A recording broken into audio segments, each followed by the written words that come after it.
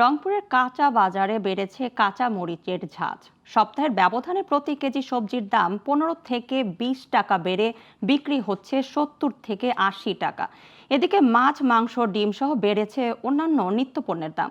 বিক্রেতারা বলছেন বৃষ্টির কারণে সবজি সরবরাহ কম, তাই দাম কিছুটা বেশি। রংপুর থেকে আব্দুর রহমান রাসেলের তথ্যচিত্রে ডেস্ক রিপোর্ট। শুক্রবার সকালে রংপুর সিটি বাজার, সাতমাথা, মডার্ন মোড় কাঁচা বাজার, পাওটানাহাট, সঠিবাড়ি, পালিচড়া, শাপলা কাঁচা বাজার ঘুরে দেখা যায় সবজির দাম হঠাৎ বেড়ে গেছে। পটলের কেজি 40 টাকা, করলা 80 টাকা, কাঁচামরিচ 180 টাকা, শসা 150 টাকা, আলু 25 টাকা, টমেটো 280 টাকা। এছাড়া রসুন 120 টাকা, আদা 160 টাকা, পেঁয়াজ 100 টাকা। প্রতি ডজন ডিম বিক্রি হচ্ছে 120 টাকায়।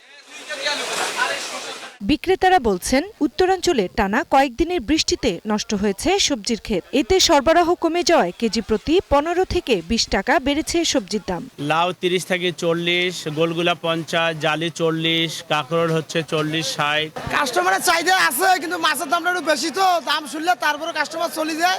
গত সপ্তাহে একই দাম, কমাবারও হয় না, 5 টাকা কম বেশি হয়েছে। ক্রেতারা বলছেন এই সময় সবজির দাম কেজিতে 20 থেকে 25 টাকা হওয়ার কথা থাকলেও কিনতে হচ্ছে 70 থেকে 80 টাকায়। বাজার মনিটরিং করে অসাধু ব্যবসায়ীদের বিরুদ্ধে আইনি ব্যবস্থা নেওয়ার দাবি তাদের। কাঁচা বাজার সবকিছুর মোটামুটি দাম বেশি, এর মধ্যে শুকনো মাছ যেগুলো আছে সেগুলোরও দাম বেশি। এখন দাম যদি প্রতিদিন দাম বৃদ্ধি পায়, আসলে মানুষের ক্রয় করার যে সামর্থ্য সেটা কিন্তু হারিয়ে যাবে। নিত্যপণ্যের যে দাম, এটা বর্তমানে আকাশচুম্বী।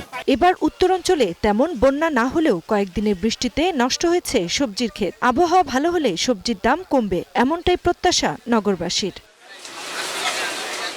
Global television news desk.